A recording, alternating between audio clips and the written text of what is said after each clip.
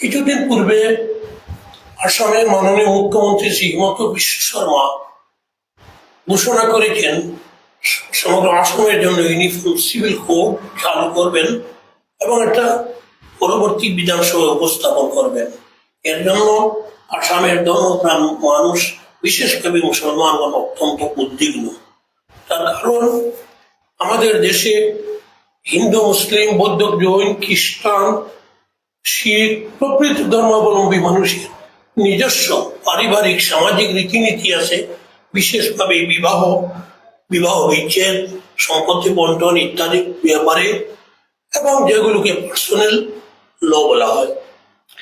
এই পার্সোনাল ল রহিত করে ইউনিফর্ম সিভিল কোড কোনো অবস্থায় দেশের ধর্মপ্রাণ লোকেরা, বিশেষভাবে আমরা মুসলমানরা মেনে নিতে পারি না। সেটা কোরআন বিরোধী, শরীয়ত বিরোধী। এজন্য আমরা দেখতে পাই আমাদের দেশে সংবিধানের 25 নম্বর ধারায়, মৌলিক ধারায়, ফান্ডামেন্টাল রাইটসে যে কোনো নাগরিকের ধর্ম গ্রহণ এবং ধর্মীয় আচার অনুষ্ঠান পালনের ক্ষেত্রে গ্যারান্টি দেওয়া হয়েছে। অবস্থায় ভারতের সংবিধানের সমর্থন যোগ্য নয়, এই জন্য আমরা সেটা মেনে নিতে পারি না। তাছাড়া হিমন্ত বিশ্ব শর্মা মহাশয় যেটা ঘোষণা দিয়েছেন, তিনি চারণ বৈষম্যমূলক একটা ঘোষণা দিয়েছেন। বলেছেন এই সিভিল কোডের আওতা থেকে উপজাতি এবং ট্রাইবেলদের দূরে রাখা হবে, বাইরে রাখা হবে। সুতরাং সেটাকে আমরা ইউনিফর্ম সিভিল কোড কোনো মতে বলতে পারি না। এটাকে আমরা ইসলাম বিরোধী এবং মুসলিম বিদ্বেষী সিভিল কোড বলে আখ্যায়িত করি, যেটা কোনো অবস্থায় সংবিধান অনুযায়ী রাজ্যে প্রচলিত হতে পারে না, গ্রহণযোগ্য নয়। অতএব আমরা আবার দেখি ইউনিফর্ম সিভিল কোডের পক্ষে যুক্তি দেখানো হয় মুসলমানদের মধ্যে বহু বিবাহ, তালাক প্রথা, সম্পত্তি বন্টন ব্যাপারে বৈষম্য। এটা তথ্য বিকৃতি, এটা মোটেই ঠিক নয়। হয়তো কোনো ক্ষেত্রে অপব্যবহার হতে পারে, সেটার জন্য আইন দ্বারা এটা গ্রহীত করা যায় না।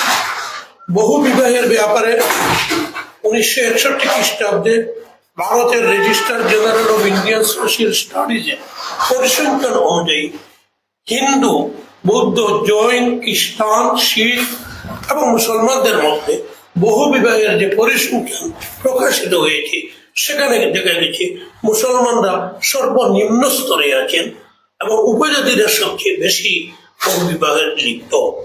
অতএব আমাদের উত্তর পূর্ব ভারত এমারতে শরিয়া অনুদাতুত তামিরের পরিষ্কার ঘোষণা, আসাম সরকারকে আমরা অনুরোধ করব এই জাতীয় বৈষম্যমূলক সিভিল কোড যেন বিধানসভায় উপস্থাপন না করেন। এবং এটাও জেনে রাখা দরকার, আইন দ্বারা সামাজিক কোনো ব্যাধি বন্ধ করা যায় না। নতুবা চুরি, ডাকাতি, ট্যাক্স ফাঁকি দেওয়া, ঘুষ, মদ্যপান ইত্যাদি বিরুদ্ধে আইন আছে, কিন্তু এটা দেশে বন্ধ করতে পারেননি। সুতরাং আইন দ্বারা এগুলো বন্ধ করা যায় না। অতএব বিধানসভায় যেন এই বিল উপস্থাপন করা না হয়, এবং এই বিল উপস্থাপন করা হলে আসামের অন্যান্য ধর্মপ্রাণ মানুষের সঙ্গে মুসলমানরা তীব্র প্রতিবাদ জানাবো। এবং আমি এই সঙ্গে উত্তর পূর্ব ভারত ইমারতে শরিয়া অনুদাতুত তামিরের পক্ষ থেকে আসামের বিভিন্ন ধর্মাবলম্বী ধর্মীয় এবং সামাজিক সংগঠনের নেতৃবর্গকেও এই ইউনিফর্ম সিভিল কোড, যেটা মুসলিম বিদ্বেষী, ইসলাম বিরোধী সিভিল কোড, এর বিরুদ্ধে প্রতিবাদে সোচ্চার হওয়ার জন্য সব সংগঠনের কর্মকর্তাদের প্রতি আবেদন জানাচ্ছি। ধন্যবাদ।